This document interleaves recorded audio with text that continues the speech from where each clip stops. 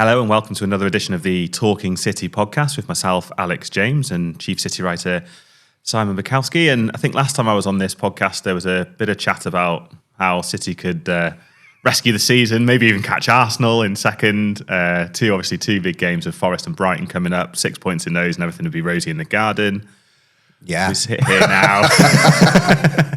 Yeah, I mean, ironically, things are more rosy in gardens across Greater Manchester because it's sunny now, and quite warm. But yeah. That is one weekend positive, I suppose we can cling to, isn't it? The weather was good. I think City are firmly back into the winter. 1-0 defeat to Forest, and it wasn't good. Wasn't good, and leaves them in a dangerous position. Yeah, it was. I think we were just chatting sort of briefly before, but it was one of those games that there wasn't much in it, and I think that's City's 9th defeat in the league this season now, which I want to say is the same as Everton, and it's certainly as bad as it gets in terms of numbers in the top half of the table. And it was one of those. There's probably been a couple this season. Maybe Brighton was one as well, where they've lost a game that they probably should have seen out and drawn, and had taken something from it. But that 9 defeats with how many games left? 8 left, is there still? Something 8 like left, that. That speaks volumes, I guess, for...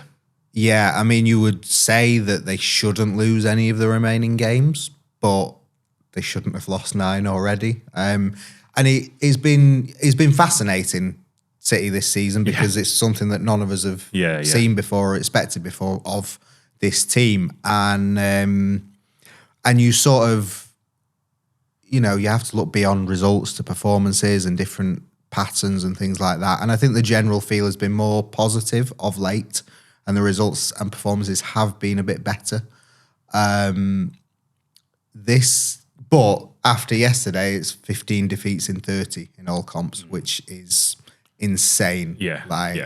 Insanely bad for Pep, insanely bad for City, and shows like this isn't a one-off or a blip, or like this is really bad form. This is where City are. 3-4 months. This is where they are.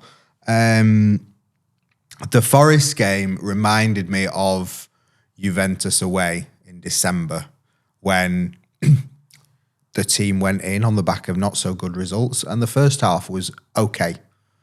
Wasn't amazing, but it looked like a Guardiola team. They weren't playing quite as fast as they could do, but it was perfectly passable. And they dominated the ball, as you would expect, because Forest don't really want the ball. But you kind of thought, right, well, this is the perfect half to build on in the second half, continue pressing, trying to break down Forest, and try and get that all-important goal.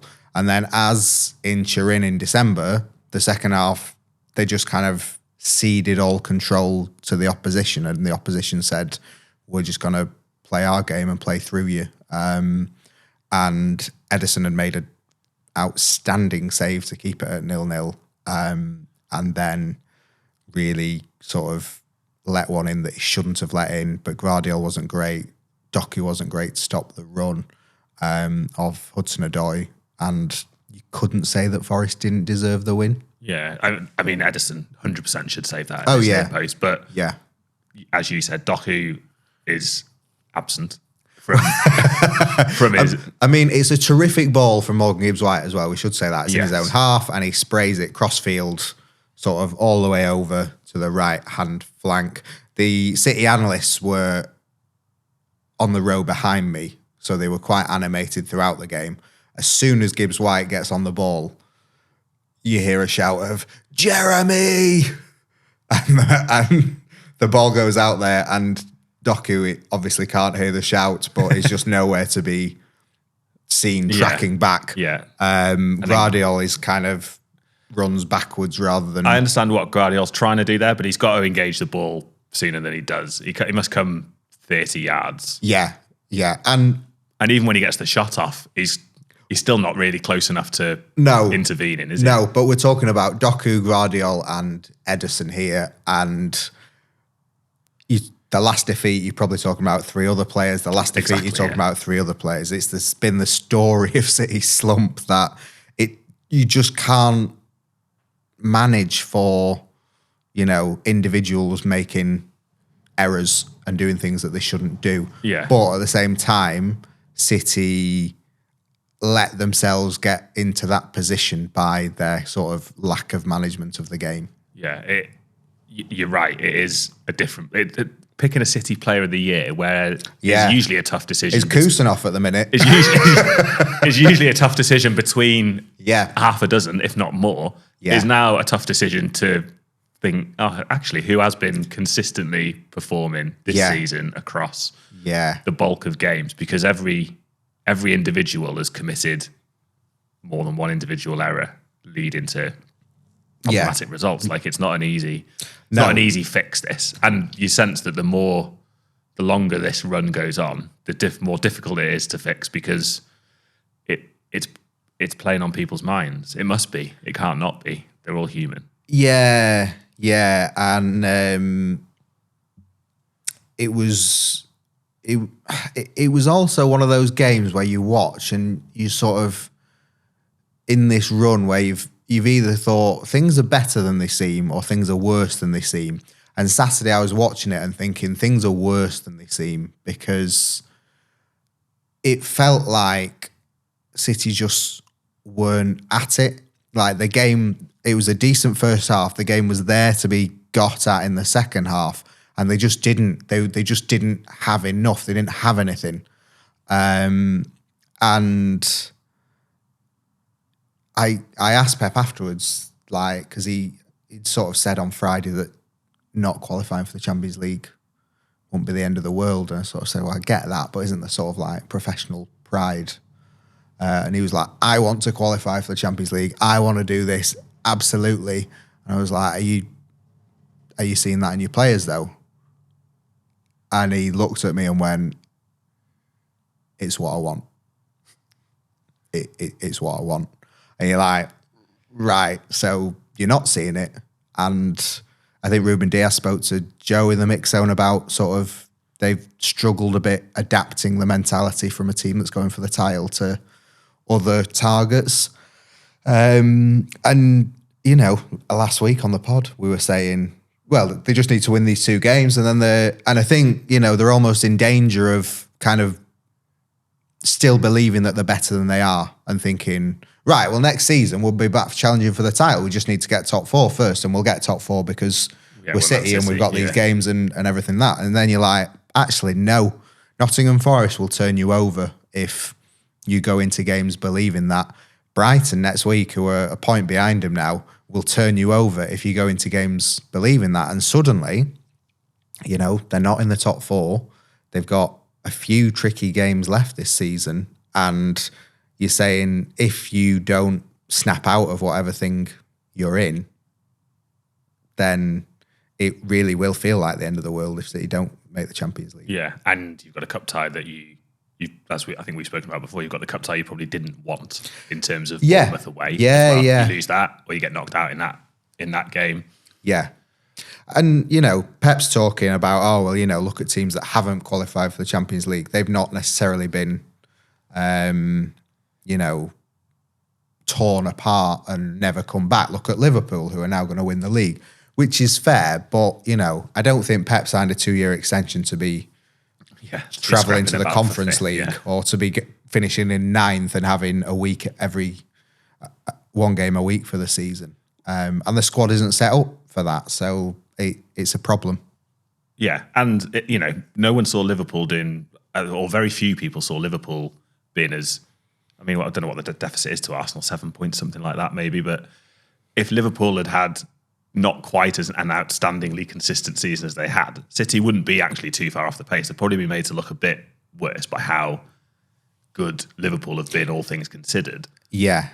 Yeah, and Liverpool, you know, again on Saturday, like, I think it was Gary Neville who made the point that, you know, Klopp's teams are better than this Liverpool, and opened a can of worms about it. But I think he's right. Like, we've been saying it all season kind of thing. I don't think this Liverpool team are outstanding, but they just do enough. Yeah. You know, Southampton on Saturday, when they played them, they weren't great. They went behind. I think they were 2-1 down away from home to Southampton and could have been worse with a penalty claim, and then turned it round. Like, they've done what they've needed to do to win, and that is the sign of an excellent team. I'm not sure it's the sign of, you know, a team that will be remembered like the 100 points team, or the 98, or the Liverpool team that got 97 that year. Yeah.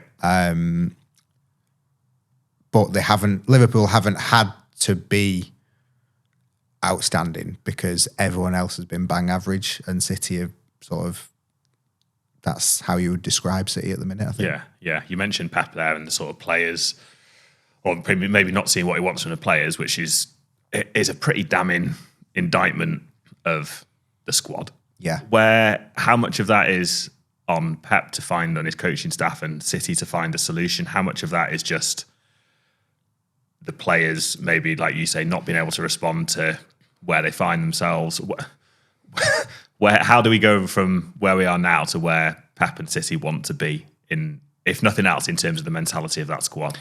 Yeah, I don't know. I guess if you did know, you wouldn't be sat here talking to me, would you?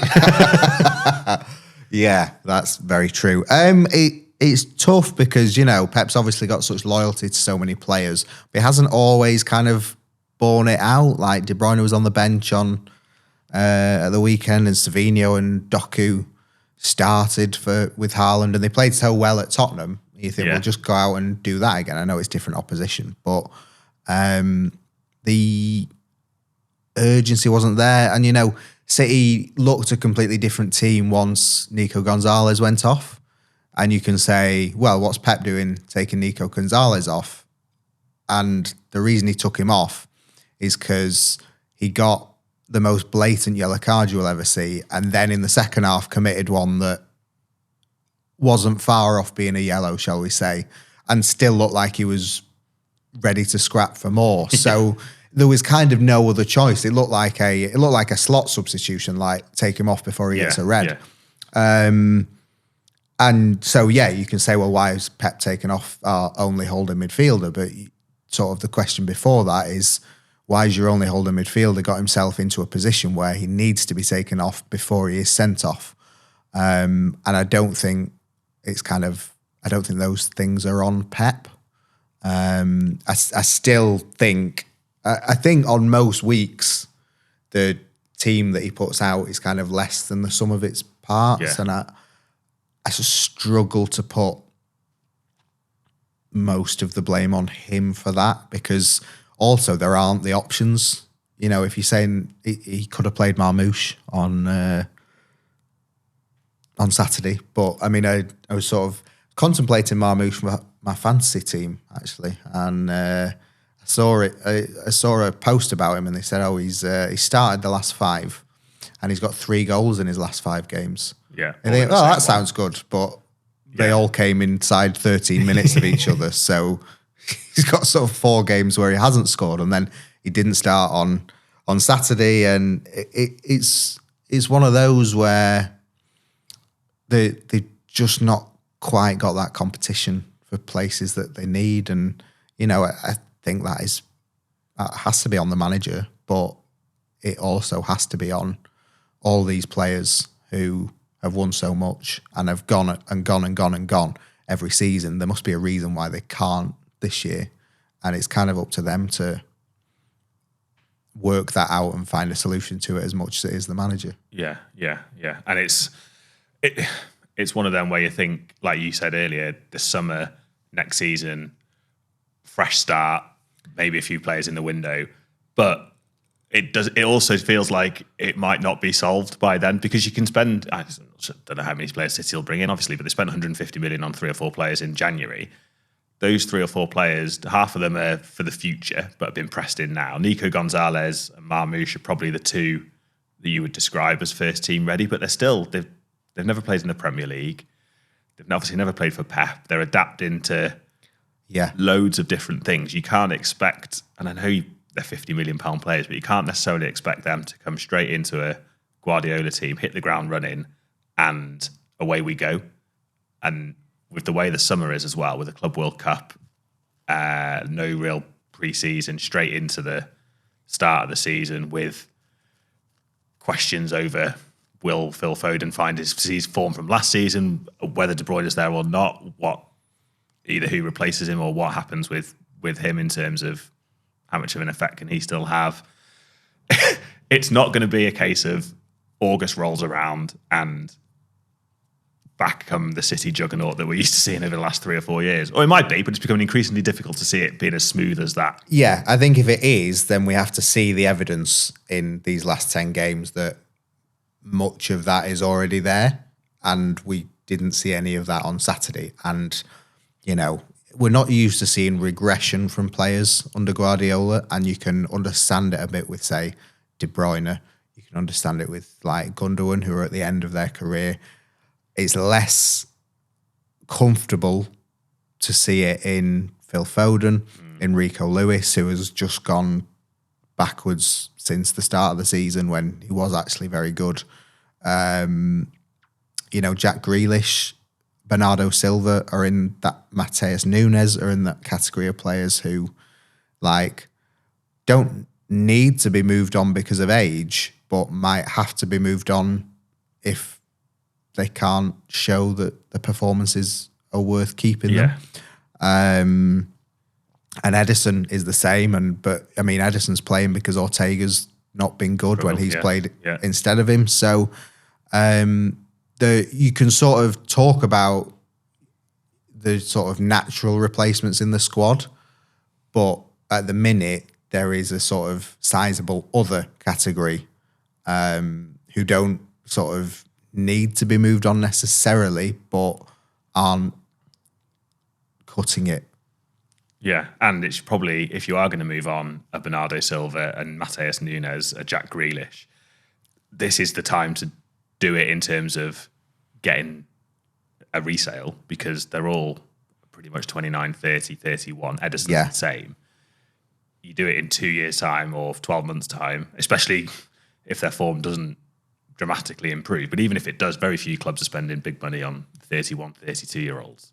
If you are going to move them on from that perspective, this is the time to do it. But we've just spent 10 minutes discussing how maybe the competition for places isn't there, and you need to add 3 or 4. If you're then losing 3 or 4 as well. Yeah. And I think that's the question. Like, I sort of think it was a really difficult. I think Bernardo had his worst game for a while on Saturday, but I think I've been generally more pro Bernardo than a lot of people have for most of the season. He's never scored enough goals or assists, so I feel like when he's in a team that's playing well, he adds to it. When he's in a team that isn't playing well, you can't immediately see what he does. You know, it's a bit like Edison. If you make a great save, fantastic. But if you then make a howler and you lose the game because of it, then your save doesn't count for as much. Yeah. And Bernardo does so much work. But if he's still losing, then the work isn't enough. And on Saturday, he was sort of tasked a bit more with creativity in the final third, and it wasn't there, and things were coming to him and breaking down. And he wasn't the only one it was happening to, but you sort of, you know, you say, right, can you improve when the team is better around you? But, you know, one thing has to come first, and what comes first. So it's just difficult. And City are, you know, how long does Guardiola give them is the question, I think, that comes out for the rest of the season. If you've got 10 games left, how many games does Mateus Nunes start for him to say, I can still be a part of things next season, you don't need to sign somebody else? How many games does Bernardo start? How many games does Grealish start? Because and at what point do you say, right, we're done with you, we're trying something else? You know, we might spend in the market, but until then we will bring in, I don't know, Nico O'Reilly or somebody else to sort of give them time and say, well, you're definitely part of things for next season, so you're going to play regardless of if it's your position or whatever. Yeah. And in the summer, you're right, they might spend, or they will spend, they almost certainly spend. Hugo Viana is going to be more in position, and doesn't really make sense, but he's going to be further along in his City career than he was in January, obviously, and is going to have a say. A Hugo Viana player might look slightly different to a cheeky player, but they're looking at 4 or 5 positions that you would argue as a minimum almost, need maybe a first choice player arriving in those positions or somebody emerging, whether that's Nico O'Reilly or a re-emergence of Matheus Nunes or Jack Grealish to get to a position where you feel they could be challenging in the Champions League if they're in it, or in the Premier League again. Because otherwise, they're still going to fall short next season. And I think without spending on 3 or 4 key positions, goalkeeper, right back, probably another midfielder. It's a big question as to whether Rodri, brilliant as he is, he's just suffered a massively bad injury. Yeah. You can't expect somebody to come back after an ACL, hit the ground running and carry a team. It's just doesn't feel doesn't feel realistic. No. It's one of them. I think like in 2017 they brought in sort of 4 or 5 or 6 like first team starters, people who could start immediately and have an impact. And not all of them were sort of first team stars, but it was like Bernardo Silva played 40 or 50 games that season and he never really sort of made a position his own, but he was a very useful squad player. And then you had Kyle Walker and you had Ederson, who instantly came into the team and transformed things. Yeah. Mendy, for the sort of 6 weeks or so that he was fit at the start of that season. Danilo came in to sort of give competition to the defence as well. And I mean, they tried to sign Alexis Sanchez and didn't, but Raheem Sterling sort of turned into prime Robinho and started scoring for fun. And you'd had sort of Gabriel Jesus from January as well. So I think you're talking about 4 to 6 or 4 to 8 players, maybe 4 to 6 that you feel can come in and instantly make an impact. Now, I think you have Marmoush and Gonzalez already. You arguably have Kusanov as well. Yeah. So I think you're probably looking at 3 to 4 players who seriously, can come in and be first team regulars or a big part of the first team squad. So that is, and maybe 1 or 2 others for youth purposes or to integration. Depends what you do with Vita Heish as well. So, you're looking at 200, 250 million, I think. And I would say in an ideal world, you want to sign 1 or 2 of those players who have played in the Premier League as well. Like you just mentioned there, Walker and Sterling. Yeah. 2 prime examples from 2016, 17, 18. Yeah. That hit the ground running. And it's a lot easier to hit the ground running in the Premier League when you are used to playing in the Premier League every week. And there are players out there, I don't know, I'm top of my head, a Wharton or... Yeah. There are players out there playing for teams. Yeah, I mean, we interviewed Barry Silkman on this podcast and he, as a sort of agent, has done a lot with West Ham and says, West Ham, like, a solid team, but, his view is that Bowen, Paquetá, Kudus are all players that, like, any top side should be looking at. And you're thinking, well, City probably won't go for Bowen now just because they're sort of more sorted on the wing positions. But, like, if you're looking for athleticism and pace in the middle of the park and intensity, like, Kudus is a really good option. There's Brighton are producing someone else every season. And, Bournemouth as well, the options. I think there are a lot of players in the Premier League who you look at and think, well, they could do a job for City. I think the issue is that, Barry said as well, sort of the problem in the last few years is that City have kind of bought to stay where they are. And with Phillips and Nunes and players like that, they've not really progressed. They've tried to move the midfield on and it hasn't happened at all, which means that they've now got a situation where they've got like a golden era of midfielders who are all coming towards the end of their time at the club and their replacements who are already here but aren't good enough. So do you get rid of all of them and start again? You can't really do that, but at the same time, nothing that you've got is kind of good enough at the time. It's that old adage, isn't it, of strengthen when you're on top. And City maybe either haven't done that or haven't done that well enough. Yeah. And it's, Nunes perhaps not, but there were very few people who, when Phillips moved to Absolutely, City, thought, yeah. well, this is a silly thing to do. Signing one of the, an England international, a player who'd played really well, albeit I know Leeds were towards the bottom of the table, but at a good age for a reasonably okay fee in the grand scheme of Premier League footballers. Yeah. But that has gone disastrously badly. Yeah. It's inexplicably bad. And Nunes was a bit different because, I mean, they sort of dipped their toe in the water for Rice and then we're never going to pay what Arsenal did. And then they went for Paquetá and then there was the whole investigation. So, but it's one of those things where like, so Cheeky Big Irrison likes to talk about a tandem bike. So he likes sort of like he likes to have the successor already in by the time they are needed to replace. So like Rodri came to the club before Fernandinho left and sort of at some point became the lead rider, if you will. Foden was sat on the back for a while and things like that. And they've done all these things, but the guys they've brought in have not been able to still need their to contribute. And sort of like dragging the lead rider back. So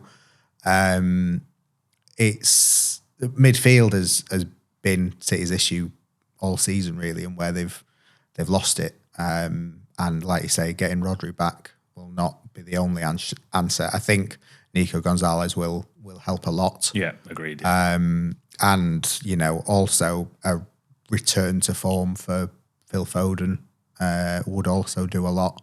But it's been a long time now and he's still struggling. Does a Hugo Viana player or a Hugo Viana recruitment plan, do you think, differ drastically from the Bajkowskian?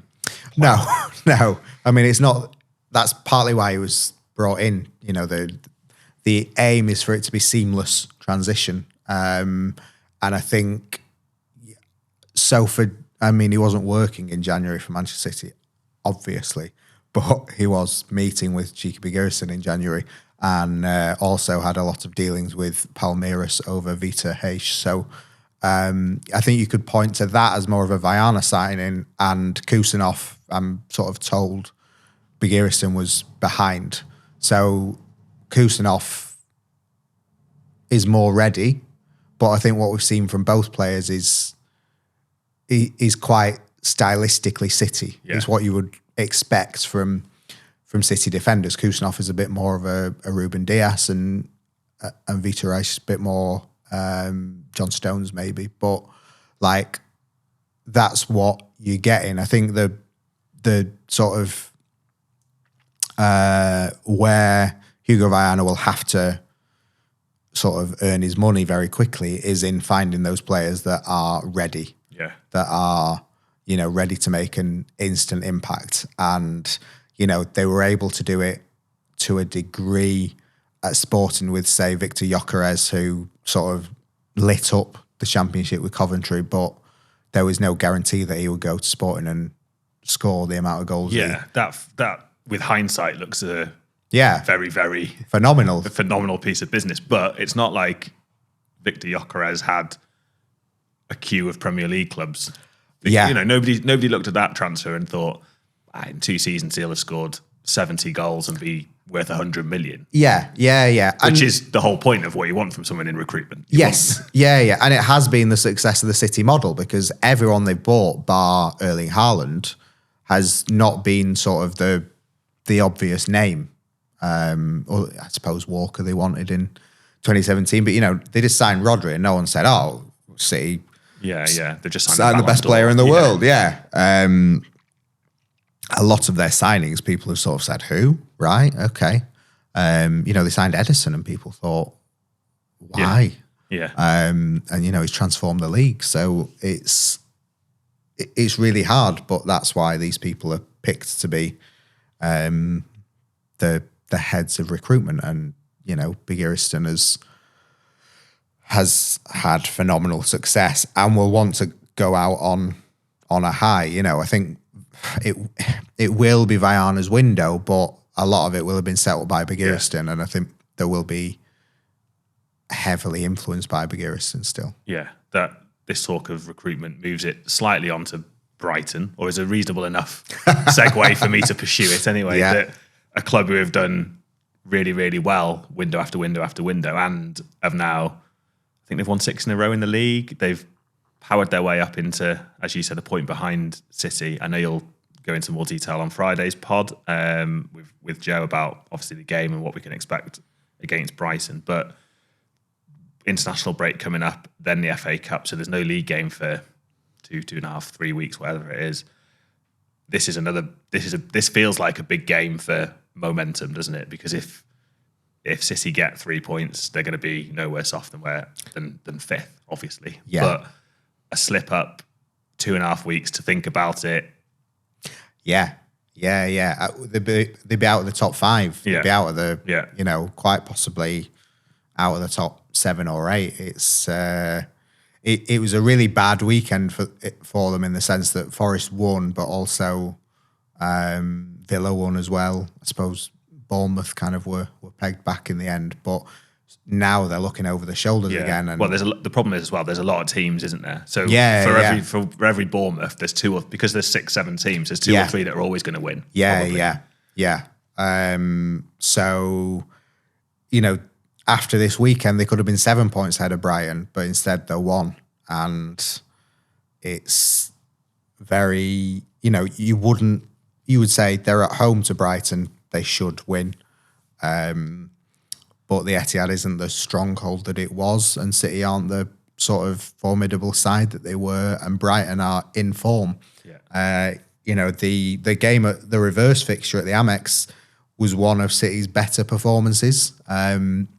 Having just lost 4-1 to Sporting, and you thought, things aren't so bad, but the first half of that game, I thought City played really well. Yeah, but they kind of ran out of steam towards the end, and Brighton sensed that the opening was there, and they took it, and fair play to them for that, and that's why they've done very well in the league this year. That, and I think they were the highest net spenders this season. This was the first year they really went, we're going to spend all that money that we've banked in. We've got from Chelsea. Yeah, before we get more money from Chelsea.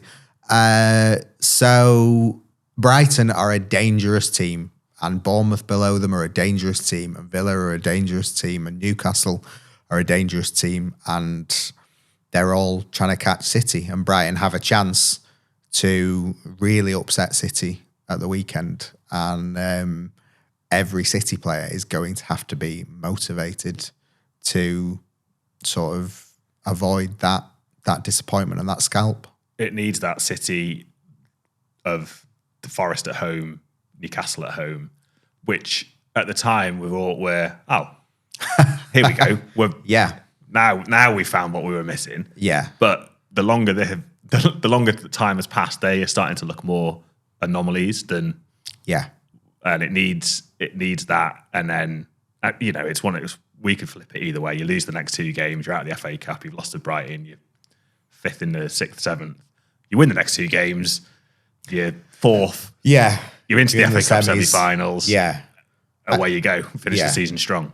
But a game 5th against 6th in the league, followed by an international break, followed by Bournemouth away in the FA Cup quarters is season defining. Is not nice. I don't think it's, I don't think they're games to look forward to, really, if you're City. So you have to get yourself into the mindset where you're like, right, well, we're going to absolutely crush these teams, because nothing is going to stop us from winning the FA Cup, finishing in the top 4, and showing to our manager and to everyone else that we are good enough consistently to challenge for silverware, even before we've brought in who we're going to bring in summer. Yeah.